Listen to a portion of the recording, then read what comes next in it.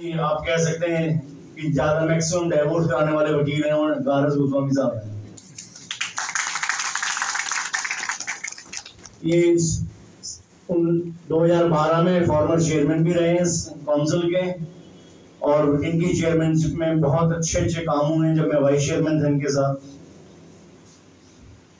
मेरे तीसरे साथी जो इस काउंसिल के वाइस चेयरमैन हैं Shri Sanjeev Nasiyar, give a big round of applause to Sanjeev Nasiyar जी।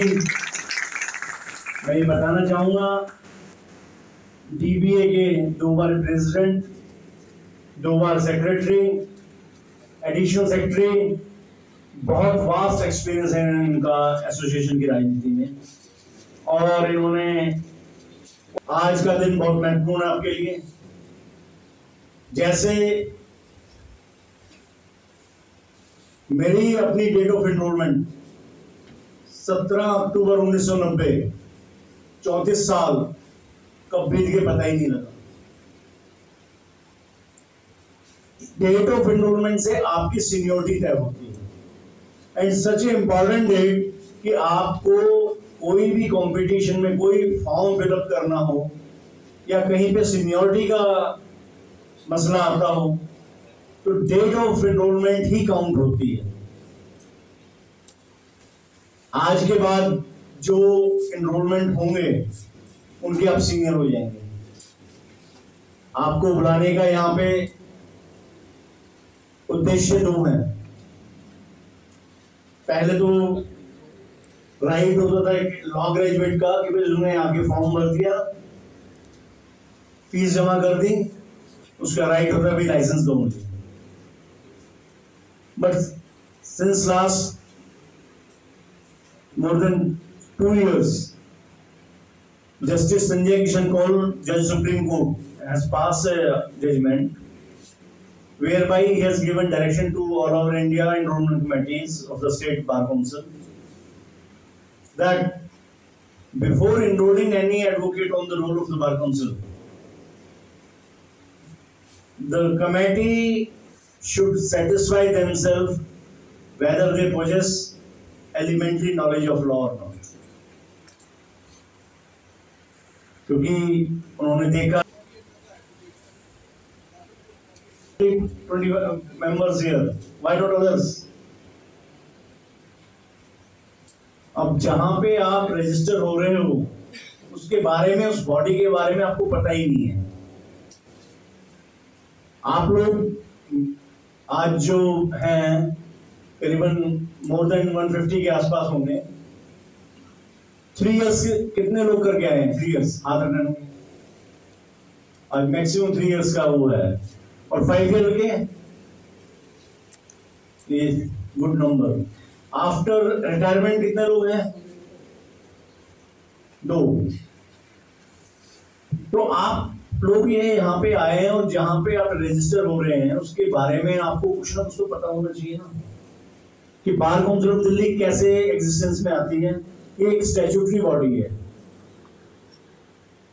एक एक्ट के तहत हमें यहाँ पे एग्जिस्टेंस मिलता है।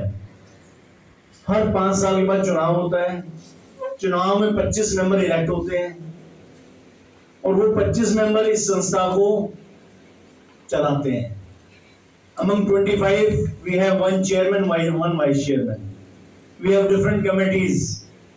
जैसे enrollment committee है, by virtue of the seniority, Mr. O.P. Vaisi is the chairman of the committee.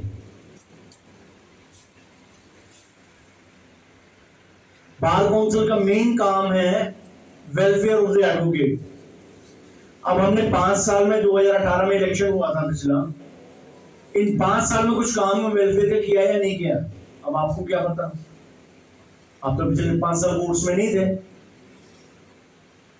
आपको ये बताना जरूरी है कि हमने 5 साल में क्या काम किया, ताकि आप आने वाले समय में, क्योंकि नेक्स्ट इलेक्शन में आप वोट कास्ट करेंगे, at that time you are suppose to know कि पिछली काउंसिल जो थी उन्होंने कुछ काम किया या नहीं किया। We are again asking re election, तो उसके लिए आपको ये बैकग्राउंड में पता होना चाहिए। उसके बारे में मैं कुछ चीजें आपको बताता हूं कि दिल्ली बार काउंसिल एक ऐसी बार काउंसिल है जो अपने यहाँ रजिस्टर्ड एडवोकेट्स को 5 लाख तक कैशलेस मेडिकल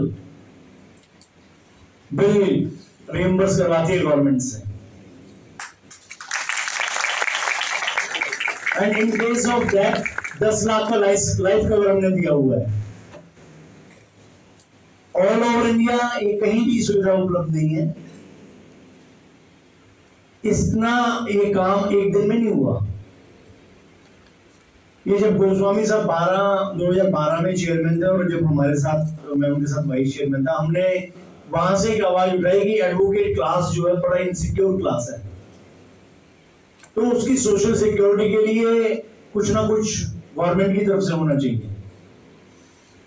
हमने विज्ञान भवन में फंक्शन किया, वहां हमारे देश के राष्ट्रपति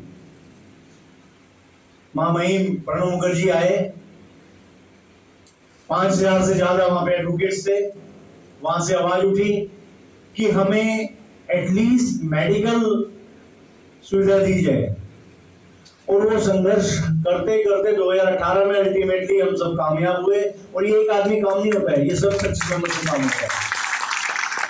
और उसमें मैं एक चीज का विशेष उल्लेख करूंगा, संजीव नसीहर जी का। इन्होंने एक विशेष भूमिका निभाई उसमें। ये आम आदमी पार्टी के लीगल सेल के अध्यक्ष दिल्ली के, और इन्होंने गवर्नमेंट को इस बात के लिए पर्सुएट करने में हम बार काउंसिल की बहुत मदद की। और ये हमारे यहाँ से नुमाइंदे उनके गवर्नमेंट के पास गए और ये उनको पर्सुएट किया कि ये एडवोकेट्स के लिए बहुत जरूरी है और आप ये कीजिए। तो give a big round of applause to Sanjeev Nasihar ji. दोस्तों,